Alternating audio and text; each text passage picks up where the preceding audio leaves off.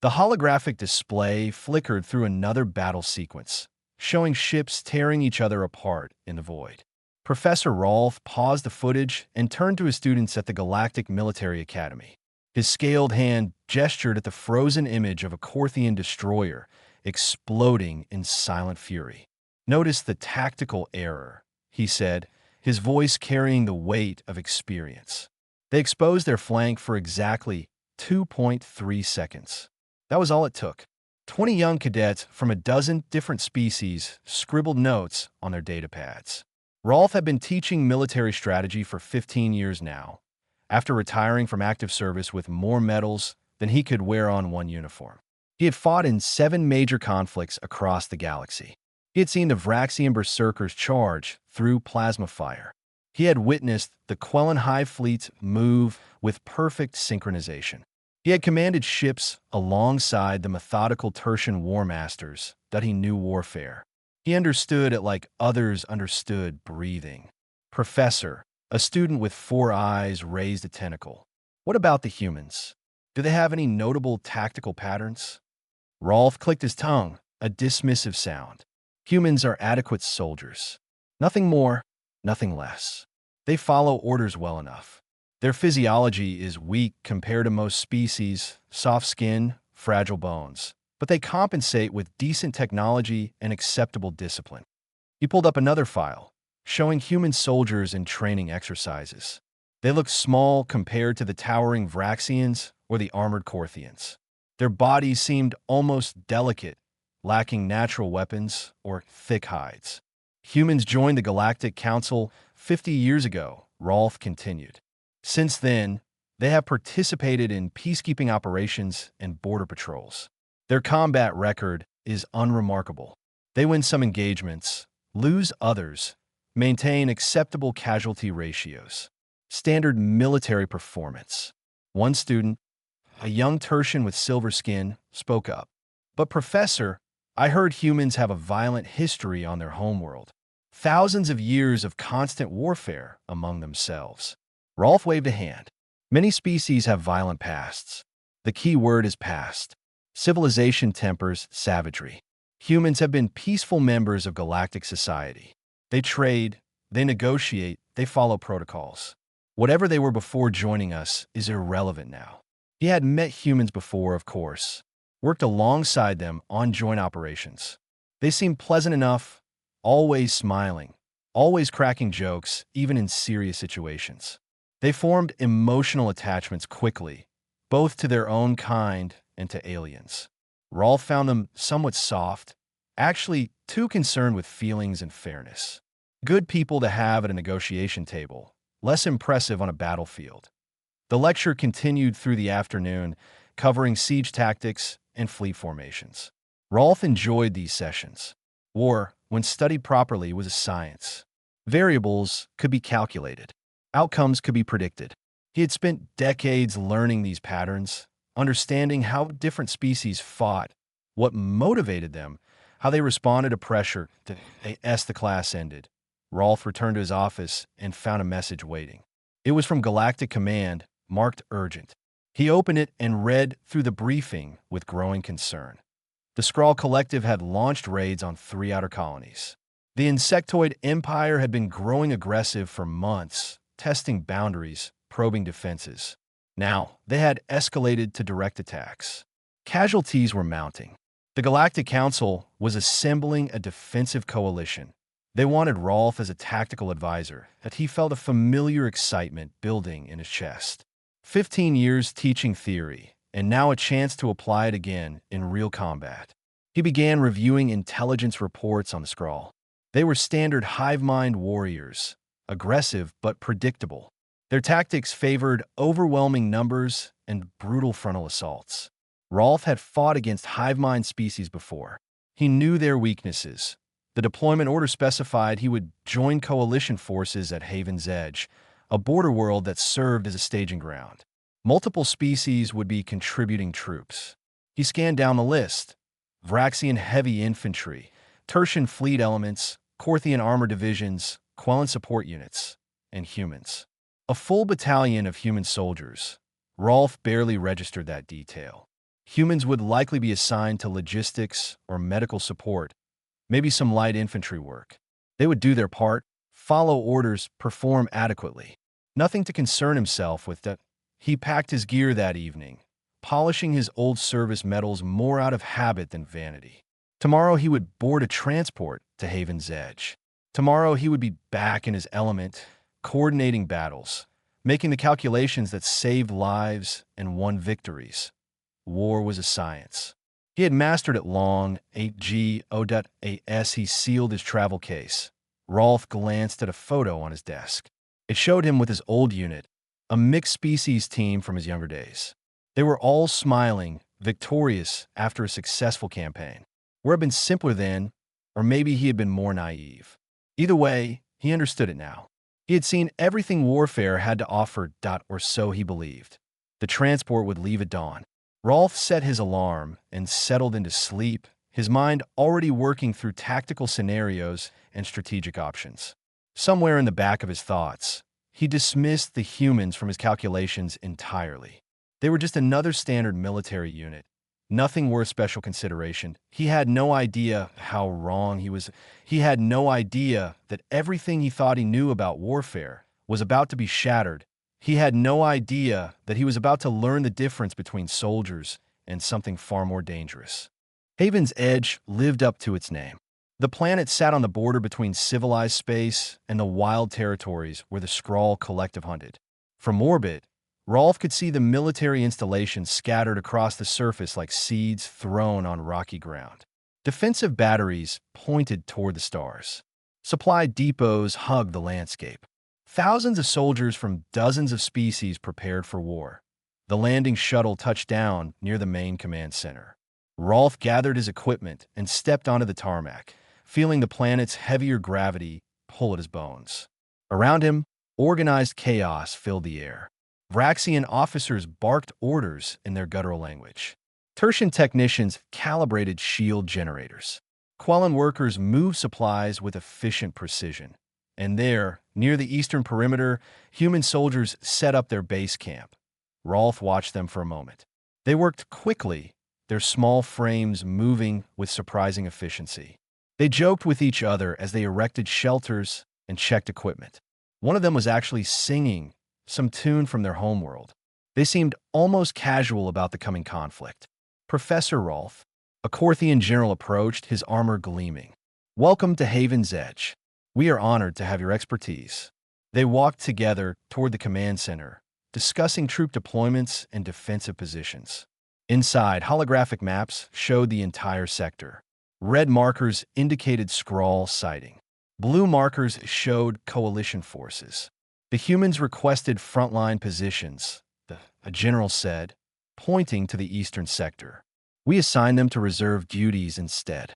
Better to keep them back where they can provide support." Rolf nodded. It made sense. Let the heavier species take the main impact. Over the next 2 days, he settled into his role as advisor. The coalition forces were impressive, well-trained and well-equipped. He ran simulations, calculated probable attack vectors, prepared contingency plans. Everything proceeded according to standard military doctrine. Then the reports started coming in that a civilian colony on the nearby moon of Terra 7 had gone silent. When scout ships investigated, they found Skrull warriors occupying the settlement. 200,000 civilians were trapped there, mostly families who had been mining rare minerals. The command center erupted into controlled urgency. Officers shouted coordinates. Screens filled with data. Rolf moved to the tactical display and began analyzing the situation. "They're using the civilians as bait," he said calmly. "Standard Skrull tactic. They want us to commit forces to a rescue, then ambush our ships in orbit." The Korthian general nodded grimly. "Agreed. We will begin evacuation procedures for the outer settlements and reinforce our defensive perimeter here." "What about the civilians on Terra 7? Someone asked. Rolf pulled up casualty projections. "A rescue operation would cost us approximately 40% of our fleet strength. The strategic loss would leave Haven's Edge vulnerable. The acceptable response is to fortify our position and negotiate for hostage release once we have tactical advantage." The room fell silent. It was harsh logic, but it was correct. You did not sacrifice strategic position for emotional response. That was how wars were lost. There must be another way, a voice said from the back. Rolf turned. A human stood there, wearing the insignia of a commander. His name tag read David. He was unremarkable in appearance. Average height for a human, brown hair, calm eyes. He had been observing the command discussions quietly for the past 2 days. Commander David, the general acknowledged. Do you have a tactical suggestion? Let my battalion go, David said simply. We can get in, extract the civilians, and get out before the Skrull can organize a proper response. Rolf felt irritation flash through him. Commander, a rescue operation against fortified Skrull positions with hostages in play requires at least 3 times your numbers. The tactical mathematics are clear. David looked at him for a long moment. With respect, Professor, your mathematics do not account for human variables. Before Rolf could respond, alarms blared throughout the command center. New reports flooded in. The Skrull were not just holding hostages. They had begun executing them. 10 civilians every hour. They broadcast the killings across all frequencies, showing insectoid warriors tearing apart helpless families. The command center went quiet except for the sound of the broadcasts. Rolf watched the footage with professional detachment. It was horrific, certainly, but such tactics were not uncommon in galactic warfare. The Skrull were trying to provoke an emotional response, to make the coalition act irrationally. He glanced at David. The human commander stood perfectly still, watching the screens. His face had gone blank, completely expressionless. Around the room, other human soldiers had stopped what they were doing. They all wore the same empty expression, like masks had fallen over their features. The executions change nothing tactically, Rolf said, though something about the human stillness made him uncomfortable. We cannot let emotion drive military decisions. David turned to the Corthian general. Sir, I am formally requesting that you release human forces from coalition command structure. We wish to operate independently. The general looked confused. For what purpose? Does that matter? David asked quietly. The general glanced at Rolf, who shrugged. If the humans wanted to act foolishly on their own, it would not compromise the main defensive strategy.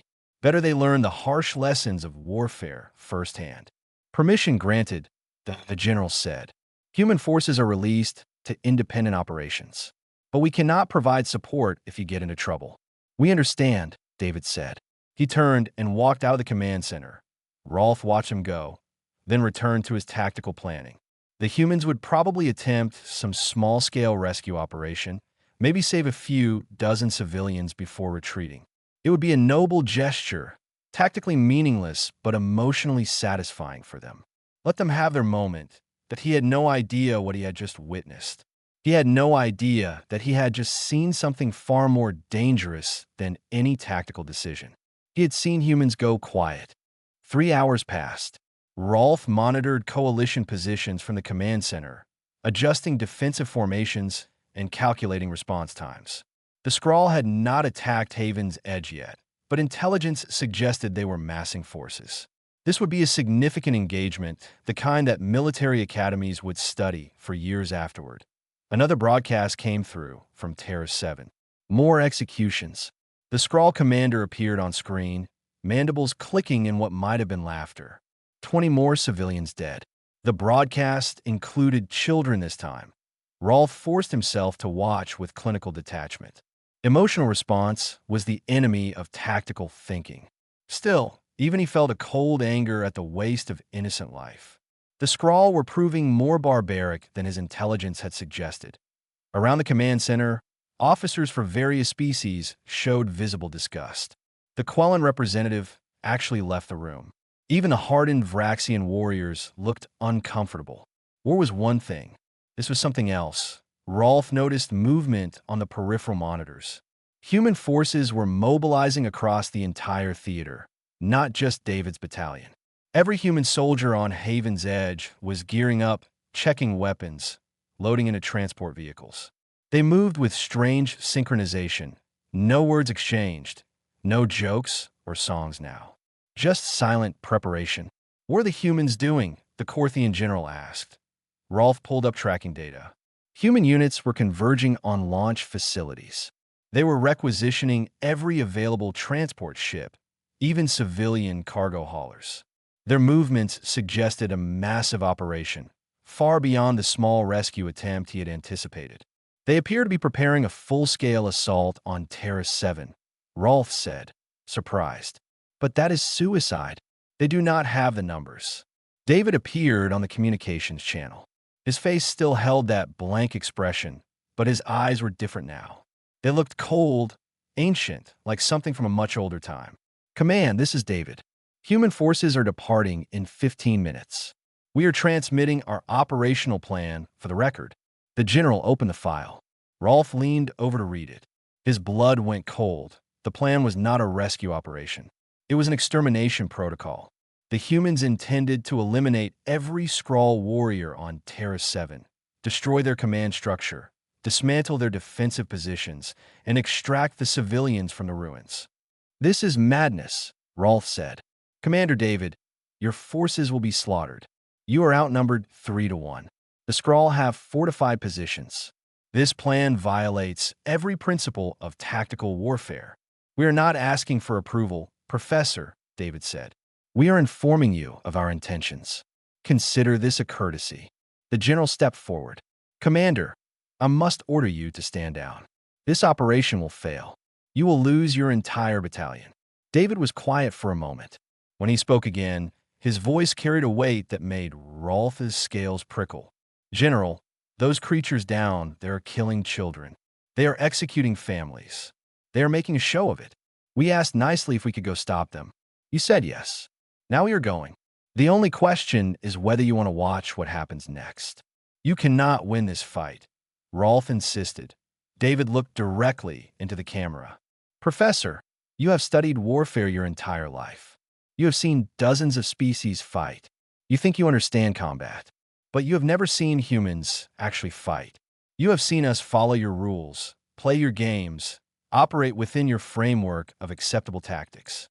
What you are about to witness is what happens when we stop being polite. The transmission cut off. Rolf stood frozen. Something in David's tone had shaken him deeply, though he could not explain why. Around the command center, officers were arguing about whether to intervene to stop the humans from throwing their lives away. Then the reports started coming in from other human units across Coalition space. Every human soldier within 3 systems was requesting immediate release from command structure. Ships were being redirected. Weapons were being distributed. Across a dozen installations, humans were all doing the same thing, going silent, gearing up, preparing for something. They are all connected somehow, a Tertian analyst said, confused. Every human unit is coordinating independently. How are they doing this without direct communications?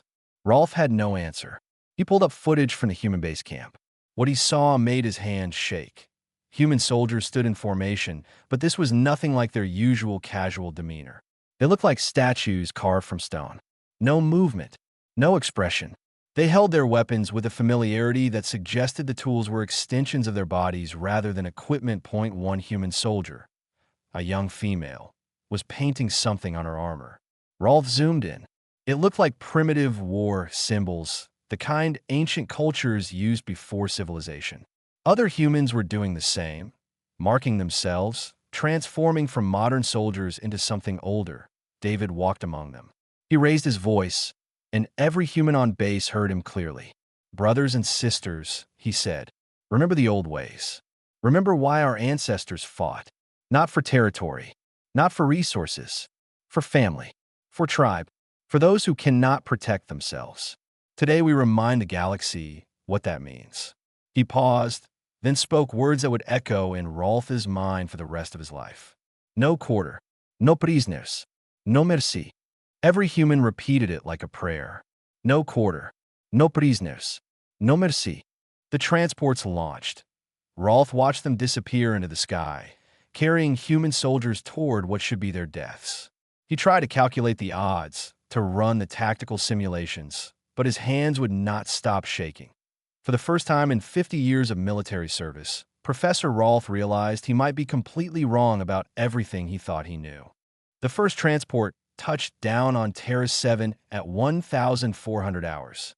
Rolf watched through orbital surveillance feeds, expecting to see organized deployment, careful positioning, standard assault protocols. What he saw instead made his blood freeze. Human soldiers poured out of the transports before they fully landed. No formation, no cover seeking. They simply charged straight at the Skrull defensive lines like a wave of flesh and fury.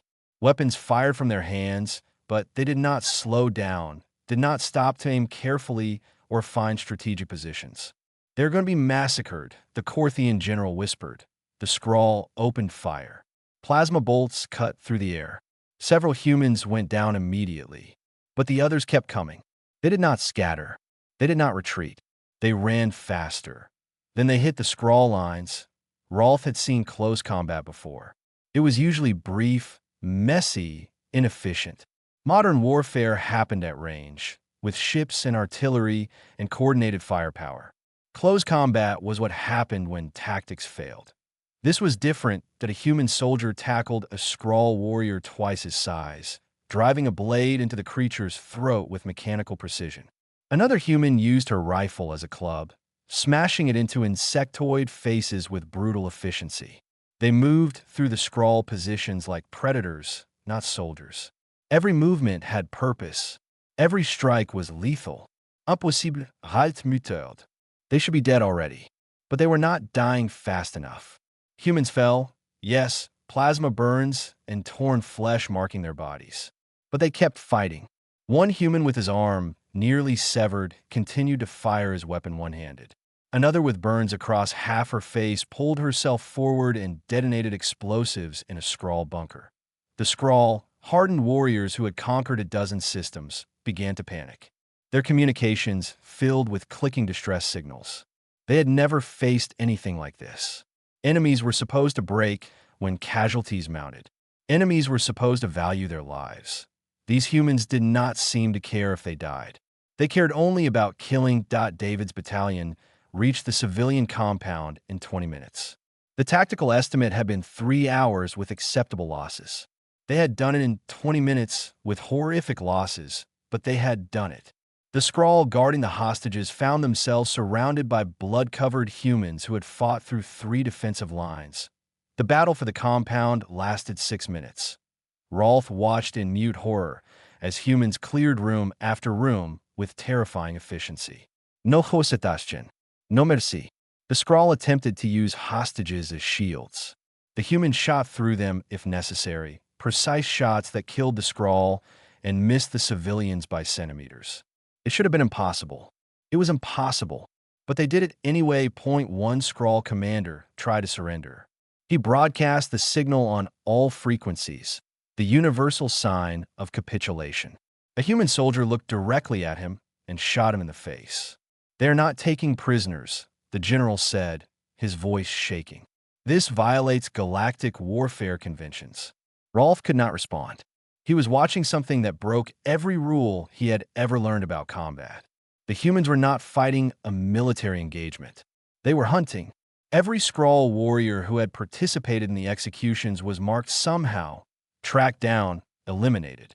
The humans moved through the colony with purpose that transcended tactics. Outside the compound, other human units were dismantling the entire Skrull occupation force.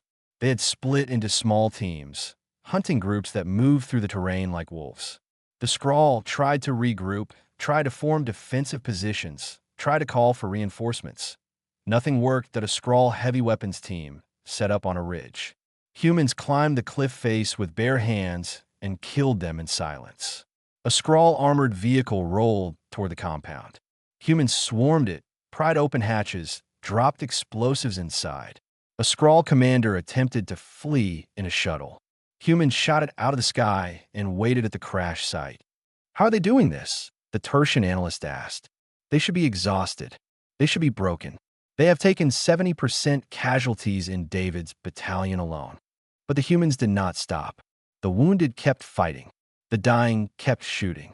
One human with both legs shattered pulled himself forward with his arms, still firing his weapon at Skrull positions. They moved like they were not made of flesh at all, like they were something else wearing human skin. Rolf pulled up communication intercept from the Skrull command. The insectoid warriors were terrified. They used words in their language that translated to demon, monster, death creature. They were begging for reinforcements, screaming for retreat authorization. Their high command denied both requests. The Skrull Collective had never retreated from a battle. They would not start now. That was their mistake. 3 hours after the first transport landed, the last Skrull warrior on Terra 7 died. Not captured, not surrendered. Dead. Every single one. Nearly 8,000 Skrull soldiers eliminated by a human force that had numbered less than 3,000. The silence that followed was worse than the battle. Rolf stared at the screens, at the colony covered in bodies, both human and Skrull. Smoke rose from destroyed positions. Fires burned in shattered buildings. And through it all, human soldiers walked calmly now, securing the civilians, tending to the wounded, speaking softly to traumatized children. They had transformed again. The cold killers were gone. In their place stood gentle protectors who cried as they carried injured civilians to medical stations. David knelt beside a small alien child, holding her hand and telling her everything would be all right now. His armor was covered in blood. His face showed exhaustion beyond anything Rolf had seen. But his voice was kind. "Where are they?" the general whispered. Rolf had no answer.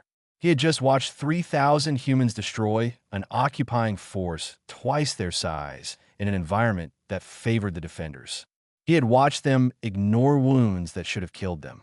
He had watched them hunt with a precision that surpassed any predator species in the galaxy. And now he watched them weep while comforting the very people they had bled to save. Rolf walked through the aftermath alone. He had insisted on coming to Terra 7 personally, needing to see with his own eyes what his screens could not fully convey. The Korthian general had tried to stop him, but Rolf was no longer listening to anyone. The battlefield stretched before him like a nightmare made real. Destroyed fortifications littered the landscape. Craters marked where explosives had torn through Skrull positions. The air still smelled of smoke and blood and something else, something primal that made Rolf's instinct scream at him to run. Bodies lay everywhere. Skrull warriors in their thousands, cut down with brutal efficiency. But also humans, so many humans, their small broken forms scattered across the terrain like fallen leaves. They had paid a terrible price for their victory. Rolf stopped beside one human soldier who had died reaching for a fallen comrade. Even in death, his hand stretched out toward his friend. They had died together, surrounded by dead Skrull, their weapons empty, but their mission complete. "We try to tell you not to come here, Professor." Rolf turned. David stood behind him, looking like he had aged 20 years in one day. Bandages covered burns on his arms. His uniform was torn and stained. Dark circles shadowed his eyes. But he stood straight, his expression now showing the exhaustion and grief that the cold mask had hidden during battle. "I had to see," Rolf said quietly. "I had to understand." David nodded. They walked together through the ruins. Around them, human medics worked frantically to save their wounded. The injuries were catastrophic. Rolf saw soldiers missing limbs, covered in burns, torn open by plasma fire. Yet they still lived, still fought to stay conscious, still asked about their friends before asking about themselves. "How did you do this?" Rolf asked. The tactical mathematics were clear. "You should have lost." "Mathematics," David said softly. "You people love your mathematics. Your acceptable losses and strategic calculations. You fight with your heads, Professor. We fight with our hearts." They reached the civilian compound. Rescue workers were evacuating the hostages, loading them onto medical transports. Human soldiers helped carry children, spoke gently to traumatized families, shared their own rations with the hungry. These same soldiers who had been merciless killers hours ago now showed infinite patience and kindness that a small child, some species Rolf did not recognize, ran up to David and hugged his leg. The commander knelt down, careful of his injuries, and spoke to the child in her own language. He made her laugh somehow, despite everything, and she ran back to her mother with a smile. David stood slowly, wincing at the pain. Do you see now, Professor? This is why we fight. Not for territory or honor or tactical advantage. For them. For the ones who cannot protect themselves. But the cost, Rolf said. You lost over half your soldiers. Yes. David's voice cracked. Every single one of them a volunteer. Every one of them knew they might not come back. And every one of them decided those civilians were worth dying for. Rolf watched a group of human soldiers sitting together, sharing a quiet meal. They looked young, so impossibly young, yet they carried the weight of what they had done with silent dignity. One was crying. Another held her hand. They did not speak. They did not need to. I did not understand you, Rolf admitted. Your people are gentle, emotional, empathetic. You form bonds with other species easily. You laugh and sing and create beautiful art. But today I watched you become monsters. How can both things be true? David turned to face him fully. That is the question, is it not? How can we be both? Let me ask you something, Professor. Have you ever loved someone so much that you would die for them? I have family, Rolf said. I care for them. But would you die for them? Would you charge in a plasma fire? Would you fight through impossible odds? Would you become a monster if it meant keeping them safe? Rolf hesitated. By his species' standards, he cared for his family appropriately. But what David described went beyond reasonable attachment. It was irrational. It was dangerous. That is the difference, David said. We love fiercely. We bond deeply. And when you threaten what we love, when you hurt innocents, when you execute children for your tactical games, you do not face soldiers anymore. You face something much older than civilization. You face humans who have remembered what we were before we built cities and laws and rules. You face the thing we keep buried because we know how dangerous it is. A medical shuttle landed nearby. Wounded humans were loaded aboard, some conscious, some not. The medics worked with desperate efficiency, trying to save every life they could. But many would not survive the trip back to Haven's Edge. The price had been high. Your people will report this, David said. The Galactic Council will be horrified. They will say we are monsters, that we violated every rule of warfare, that we are too dangerous to trust. And maybe they are right. Are you? Rolf asked. Monsters. David looked at the rescued civilians, at the children being reunited with parents, at the lives saved by human sacrifice. That depends on your perspective. To those Skrull warriors, yes, we were monsters. To those civilians, we were saviors. We are both. We have always been both. That is what makes us human. Rolf felt something shift inside him, some fundamental understanding changing. He had studied warfare for decades. He had reduced it to numbers and tactics and strategic principles. But he had never understood the one variable that could not be calculated, the depth of human emotion. Their capacity for love and their capacity for violence were not separate things. They were the same thing pointed in different directions. The Skrull Collective is calling for negotiations, Rolf said. They want to discuss terms. David smiled without humor. Of course they do. They finally understand what we are. They will never attack human-protected space again. Fear is a powerful teacher, Professor. We your people accept peace. We prefer peace, David said. We always have.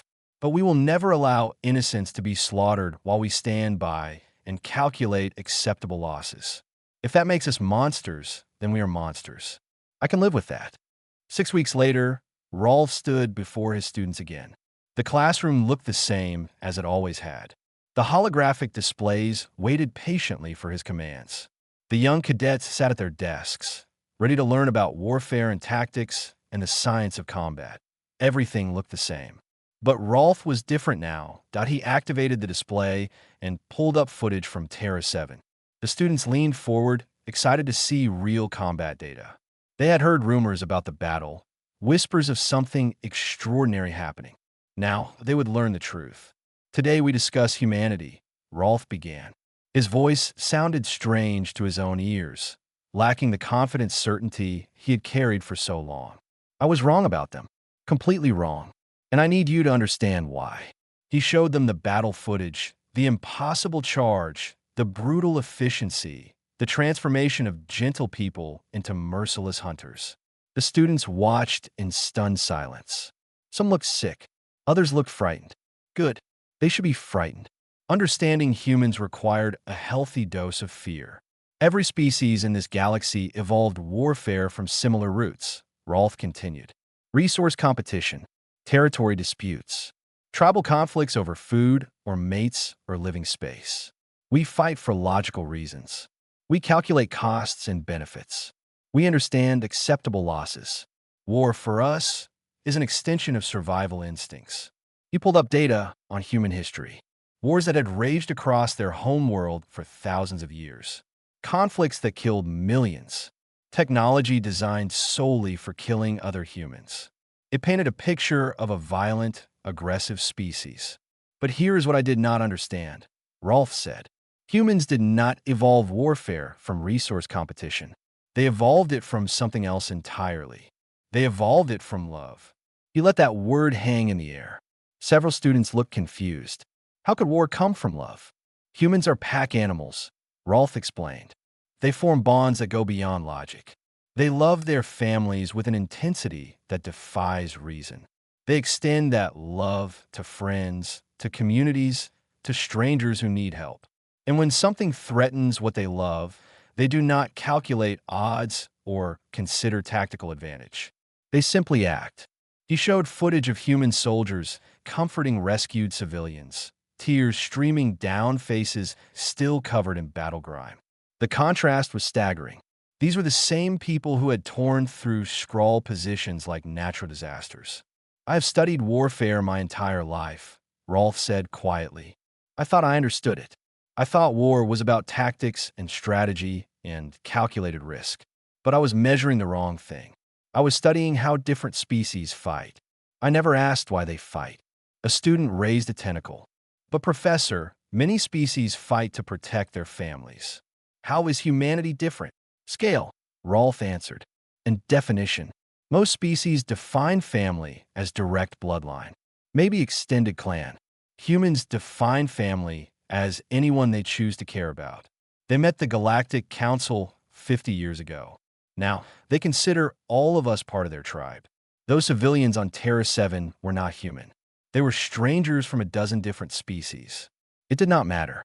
Humans adopted them into their circle of protection. And when the Skrull threatened that circle, they became something primal. He pulled up another file, this one showing diplomatic communications.